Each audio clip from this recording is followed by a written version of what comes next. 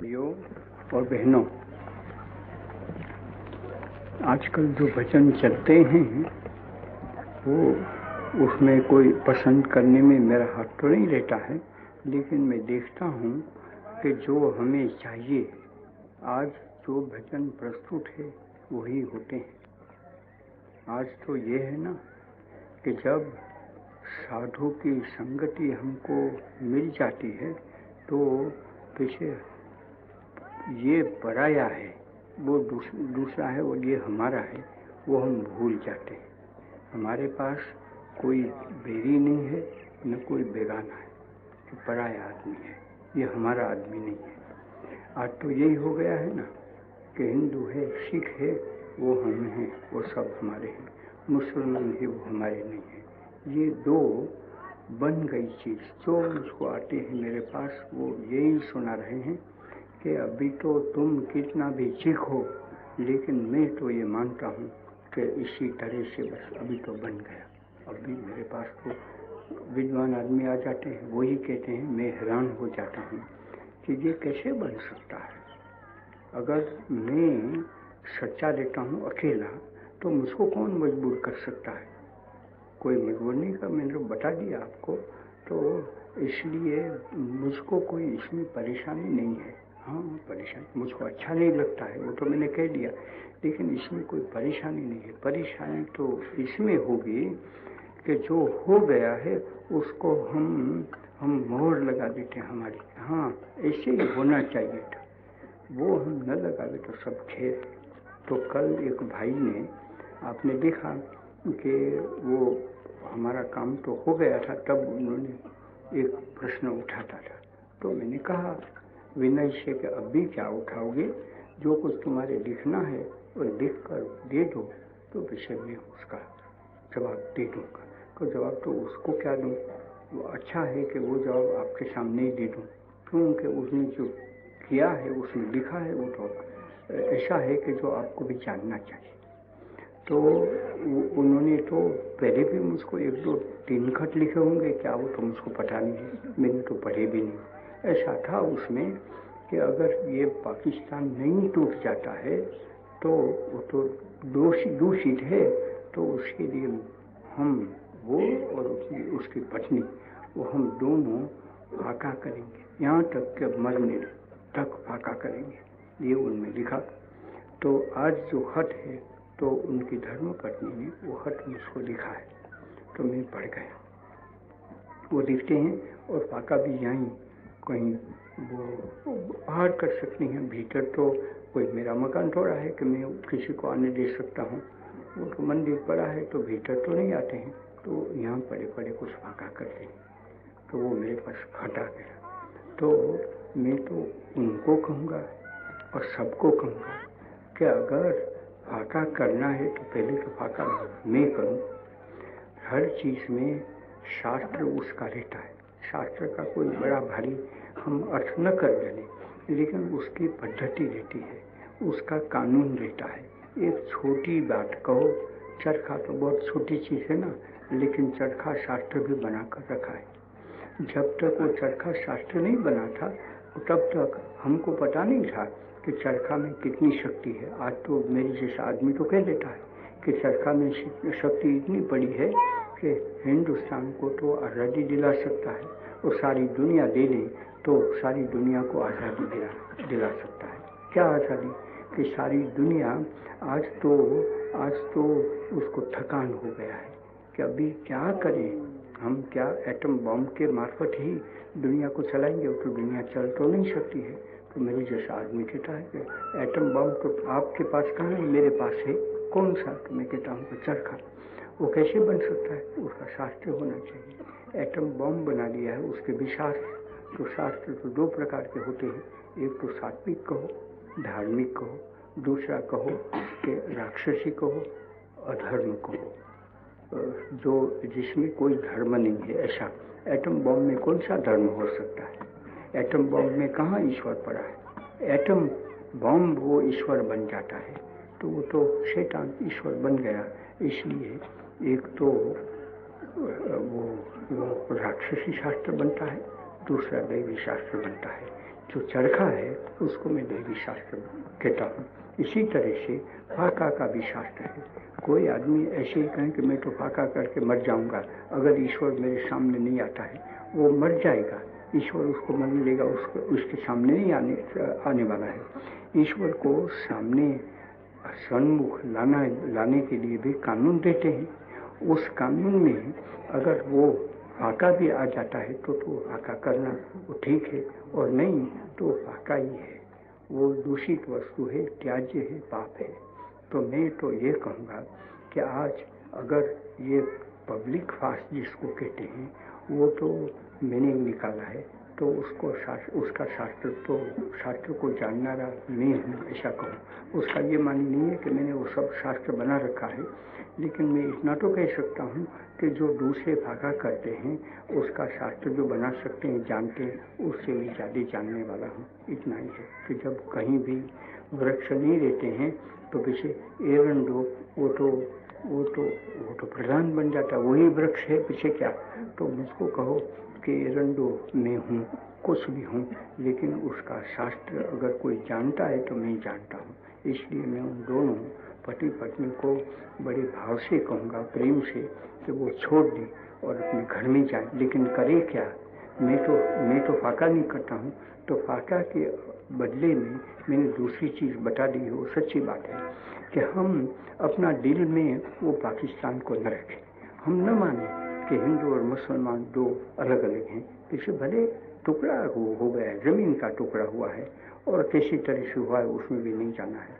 लेकिन जब तक हम जानते हैं कि हमारा दिल में वो टुकड़ा नहीं आ गया है, हम मुसलमान के दुश्मन नहीं बन गए हैं, लेकिन तो भी हम दोस्त हैं। हमारे लिए न कोई बैरी है न बेगाना है। वो कैसा कर सकते हैं कि हम साधु संगत पाकर, साधु संगत किसको कहें कि जब सदग्रंथ है उसको ही पढ़ते हैं, हम जो सदव्यवहार है उसी को करते हैं, हम जानते हैं कि क्या है, उसी का संग करें। बुरे विचार हमारे में हैं उसको हम छोड़ दें और अच्छे विचारों को ही आने दें। उसके लिए भी हमारे खाली तो करना पड़ता है ना, तो हमारा मन को बिल्कुल खाली कर दे। मैंने तो लड़कियों को सिखाया भी है। बार दफ़ा मुझको कहते हैं कि आप तो बहुत कहते हैं कि कुछ न कुछ विचार तो करो, लेकिन वो बेचारी कहती है कि कुछ ये खाली है, उस विचार कुछ आता ही नहीं है। तो वहाँ तो मैं भर सकता हूँ ना कि अगर कोई विचार नहीं आता, इतना तो करो, राम नाम दे लो। तो क्या जिह्वा से नहीं, क्योंकि वो तो गूंगा तो नहीं है, तो जिह्वा से तो राम नाम दे, उससे तो नहीं है, लेकिन विचार में राम नाम आना चाहिए। दूसरा कोई विचार नहीं आता है, बड़ी अच्छी चीज़ है। विचार अब एक गंदे विचार हमको लेना चाहिए। चलो आज तो हम जाएंगे वहाँ जाकर क्या करेंगे, बड़ी अच्छी सिगार मिल जाती है, सिगरेट मिल जाती है, वो पिएंगे। अब सिगार की तो मैं क्या कथा आपको सुनूं, कोई दूसरी रोज़ सुना दूंगा, आज तो नहीं सुनाना चाहता हूँ। तो ऐसे अगर विचार हम खाली कर देते हैं तो वहाँ सद्विचार को आने का मौका मिल जाता है। तो इसलिए मैं ये कहूँगा कि हम इस विचार को, ख्याल को छोड़ दें।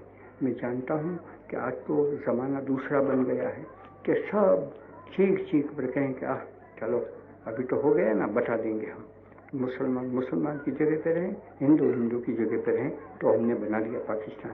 वो पाकिस्तान जना साहब ने नहीं बनाया, जना साहब ने बहादुरी बताई है, कर लिया। कोई हम नहीं मानते थे कि ये अंग्रेज़ों के मार्फत से करेगा, अंग्रेज़ों के मार्फत से कर लिया, वो उनके बहादुरी की बात मैं कबूल करूँगा।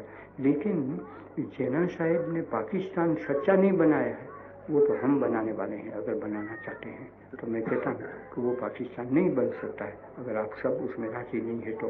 इसलिए जो वो पति पत्नी है उनको मैं कहूँगा कि आप ये काम करें अपने घर पर जाकर, यहाँ बैठ कर नहीं, और जगह घर पर जाकर हमेशा सबको ये बतावें। एक भी मुसलमान आया उसको खुशामद न करें, लेकिन उसको अपनावे तो सही। मेरा सगा भाई है तो आप ये मानते हैं कि उसकी खुशामद करूं?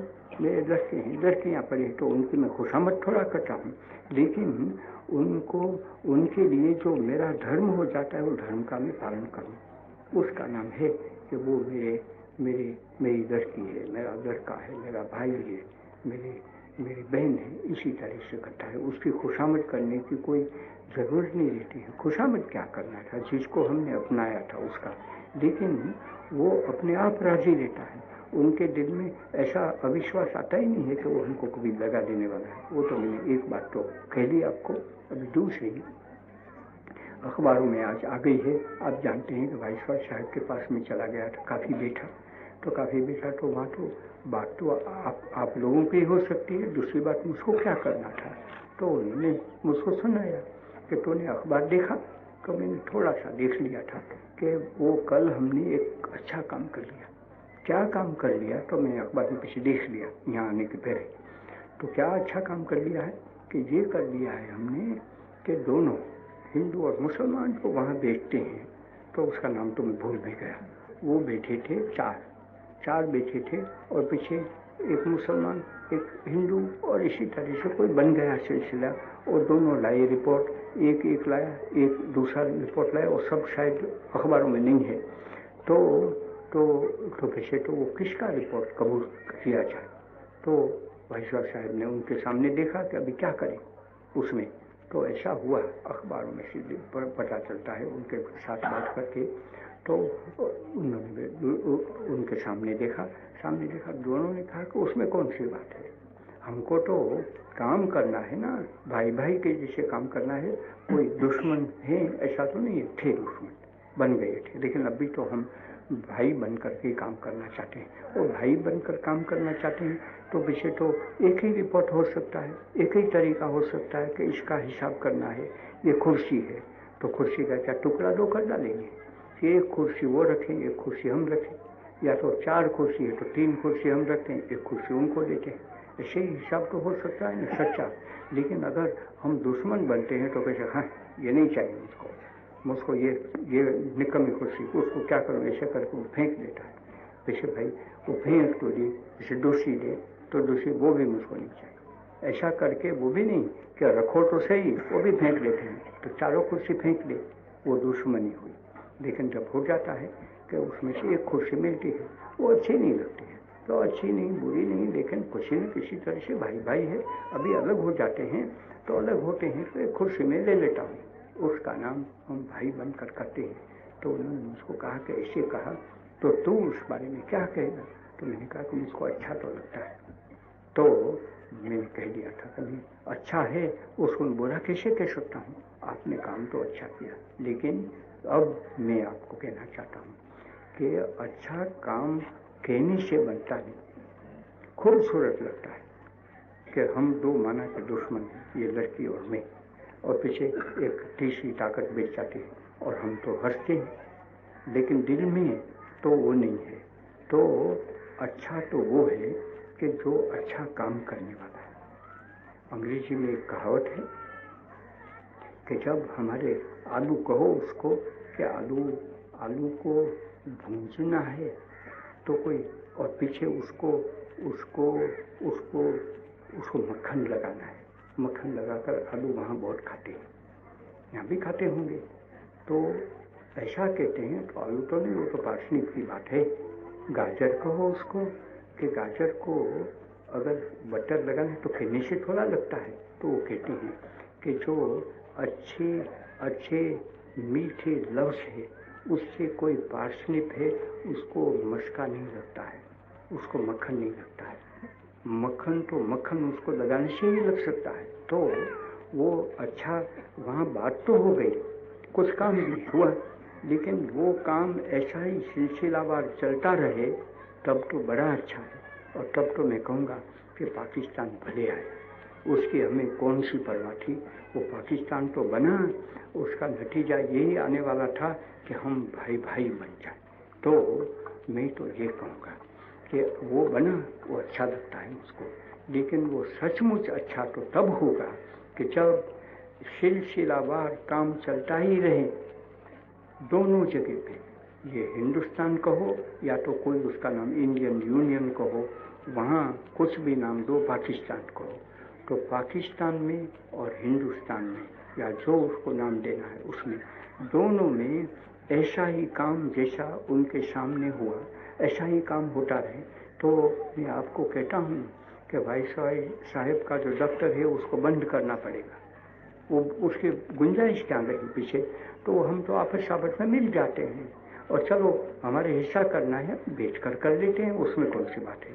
और वहाँ वहाँ जो ऑफिसर लोग पड़े हैं वो भाई साहब को क्या तस्वीर देना, तो आपस में कह लेते हैं, उनको दोनों को कह लेते हैं, एक मुसलमान है एक हिंदू है कुछ भी है, उसको कह देते हैं कि देखो हम राजी हो जाएं, ऐसी चीज़ बना कर दे दो, हम तो दूसरा काम कर रहे हैं और इतनी चीज़ जानते भी नहीं, आप लोग जानते हैं, तो हमको बराबर करके दोनों मिल कर दे दो, और नहीं मिल सकते तो हमको कह दो, हम कह देंगे, चिट्ठी डालेंगे, कुछ भी करके देखिए लड़ने वाले नहीं हैं। तब मैं कहूँगा कि वो काम अच्छा है, वो तो उसकी बात तो हो गई। तो इसीलिए सब काम अगर सिलसिलावार चलता रहे तो हम खुश हो सकते हैं। तीसरी बात, अभी वो आपको जानते हैं कि त्रावणकोर के साथ तो चल ही रहा है, सर सीपी रामस्वामी एक लंबा तार भेज दिया, 2 भेजे हैं, तो एक लंबा तार है, तो वो तार अखबारों में भी आ गया है। उसमें ऐसी बातें लिखते हैं कि नहीं यहाँ तो ख्रिस्ती है, सब मजहब वालों के लोग हैं, उनका भी हमने तो ठीक कर रहे हैं। मुझको बहुत बुरा लगता है कि ऐसा सर सीपी रामस्वामी क्यों कहते हैं, क्योंकि वो खत आए तार आ गया तो आपको कहना चाहिए कि आ गया है तार, मैं उसको छुपाना नहीं चाहता हूँ, लेकिन उसका जो मेरे पर असर होता है वो भी मैं छुपाना नहीं चाहता हूँ, तो मुझको डर लगता है कि ये कोई रीत नहीं है। वो तो पीछे ऐसी बात तो मैंने कही ऐसा ही कि वो मीठे मीठे शब्द आ जाते हैं, मीठी मीठी बात भी करने वाला कोई ख्रिस्ती भी मिलता होगा, कोई हिंदू भी मिलता होगा, सब मिले, ऐसे क्या हुआ उससे। वो जो चीज़ खराब है वो कोई मीठा कहने से अच्छी थोड़ी हो सकती है।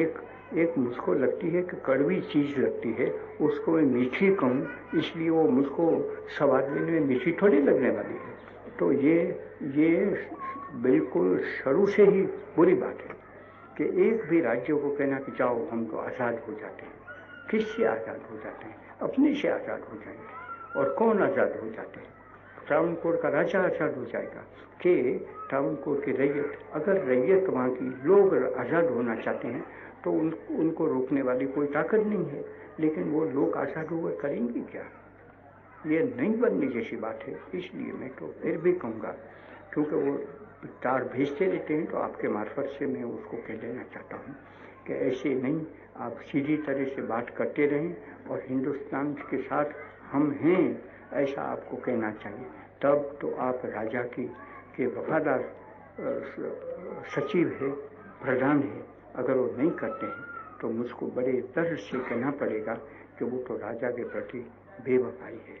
बेवफाई कोई भी हिंदुस्तान में जो प्रधान है राजा के, वो न करे।